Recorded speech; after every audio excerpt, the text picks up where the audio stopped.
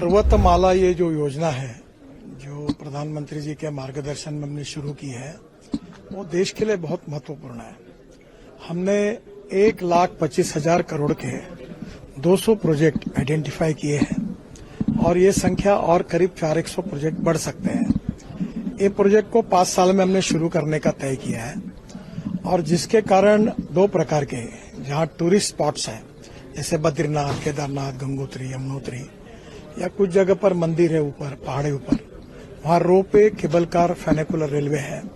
पर जैसे जहां रोड पर बहुत ट्रैफिक जाम होता है, जैसे धौला कुआं से मानेसर, तो यहाँ रोज ट्रैफिक जाम है। पर ऊपर के ऊपर हवा में चलने वाला 1 घंटे में 10,000 लोगों को ट्रांसपोर्ट करने वाला एक सिंगल पिलर पर ऊपर अगर एक स्काई बस या डबल डेकर बस हमने शुरू कर दी तो ये ट्रैफिक एकदम आधा हो जाएगा और लोग तुरंत कम समय में पहुंच जाएंगे। तो mass rapid transport, urban mass rapid transport, बाद में जो रिलीजियस टूरिज्म है, मंदिर है, पहाड़ है, हिमालय में है, उत्तराखंड, हिमाचल, कश्मीर में, वहां रोपवे, केबल कार, फेनिकुलर रेल और इंडियन टेक्नोलॉजी के आधार पर ये डेवलप है। ये यूरोपियन कंट्री में काफी बड़ा डेवलप हुआ है, पर उनकी कॉस्ट बहुत ज्यादा है जो हमारे लोग बेयर नहीं कर सकते हैं। मुझे बड़ी खुशी है कि इंडियन कंपनी इसमें आई, मेक इन इंडिया और मेड इन इंडिया हो रहा है, इसकी कॉस्ट कम होगी और इसमें बड़े प्रमाण पर पब्लिक प्राइवेट इन्वेस्टमेंट आएगी। वैसे 60% तक हम मदद करने के लिए तैयार हैं और राज्य सरकार को केवल लैंड देना है और एनवायरमेंट फॉरेस्ट मिनिस्ट्री ने यह भी निर्णय किया है कि ऐसे प्रोजेक्ट के लिए कोई क्लियरेंस की जरूरत नहीं है, तो ये फास्ट ट्रैक पर चलेगा।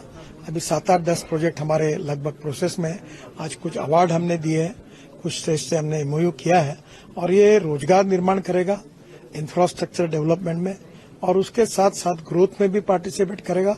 और टूरिज्म ऐसा सेक्टर है जहां 49% कैपिटल इन्वेस्टमेंट रोजगार निर्माण करने के लिए होती है और ये socially, economically, educationally backward area में ये रोपवे, केबल कार मैक्सिमम बन रही है, जहां जंगल में है, तो वहां के लोगों को एक रोजगार के अच्छे अवसर होंगे। वहां रेस्टोरेंट्स होंगे, रोड साइड एमिनिटीज होंगी, वहां हैंडलूम हैंडीक्राफ्ट के शॉप्स होंगे, वहां सोविनियर्स मिलेंगे, वो डेवलप होंगे और वहां पार्किंग प्लेसेस होगी। आप अगर यूरोप में जाते हो जिस प्रकार से वो डेवलपमेंट यहाँ होगी और जिस रूप से हिंदुस्तान में इसके कारण प्रगति और विकास में इसका योगदान होगा। सर, आपने कहा पहाड़ी राज्यों में बिजली में कटौती देना चाहिए उन राज्यों को ताकि ये सस्ता हो। देखिए, इसमें अगर पब्लिक प्राइवेट इन्वेस्टमेंट लानी है तो हमको इसको इकोनॉमिकली वायबल करना होगा, तब लोग पैसा डालेंगे। अभी हमारे यहाँ जो कश्मीर, उत्तराखंड, हिमाचल ये स्टेट्स हैं, ये हाइड्रो पावर जो है ये उनको ₹1.10 पड़ती है, तो उनको इसके लिए बहुत बड़ा नुकसान है। पर इसके कारण जो मल्टीप्लाई इफेक्ट है, जीएसटी बढ़ेगा, रोजगार बढ़ेगा, डेवलपमेंट होगी, टूरिस्ट आएंगे, तो मैंने उनको कहा कि आप ₹3 यूनिट अगर देंगे 10 साल के लिए तो वायबिलिटी आएगी। फिर इसमें 18% जीएसटी लगता है, 9% स्टेट का लगता है, 9% भारत सरकार। अगर वो आपने एग्जाम किया तो प्रोजेक्ट की कॉस्ट कम हो जाएगी। फिर आपने लैंड दी तो वहां एडवर्टाइजमेंट से लेकर हम लोग रेस्टोरेंट्स, पार्किंग एरिया बनाएंगे, उससे रेवेन्यू मिलेगा और लोगों को टिकट भी सस्ता होगा, तो बड़े प्रमाण पे लोग आएंगे। धीरे धीरे वहां छोटे मॉल्स होंगे, कुछ मैन्युफैक्चरर के आउटलेट्स होंगे, उसके कारण वायबिलिटी बढ़ेगी। ये प्रयास हम कर रहे हैं। एक आखिरी सवाल, हमने देखा कि दिल्ली गुड़गांव रूट में सबसे ज्यादा ट्रैफिक लगता है, हम लोग भी 1-1.5 घंटा फंसे हुए थे आज, तो क्या भविष्य में इस रूट पे सबसे पहले रोपवे टैक्सी शुरू किया जाएगा अर्बन को लेकर?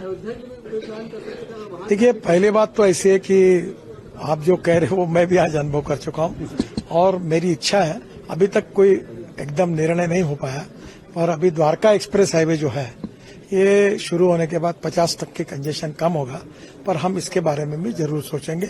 और अनेक जगह पर एयरपोर्ट जाना, रेलवे स्टेशन जाना, जैसे हम वाराणसी में बना रहे हैं कि मंदिर में लाखों लोग जाते हैं, अब स्टेशन से उतरने के बाद डायरेक्ट रोप में बैठ के मंदिर में जाएंगे, तो नेचुरली रोड का ट्रैफिक कम होगा, कंजेशन कम होगा, पोल्यूशन कम होगा, पेट्रोल डीजल की खपत कम होगी, फॉसिल फ्यूल की, और लोगों को सुविधा मिलेगी।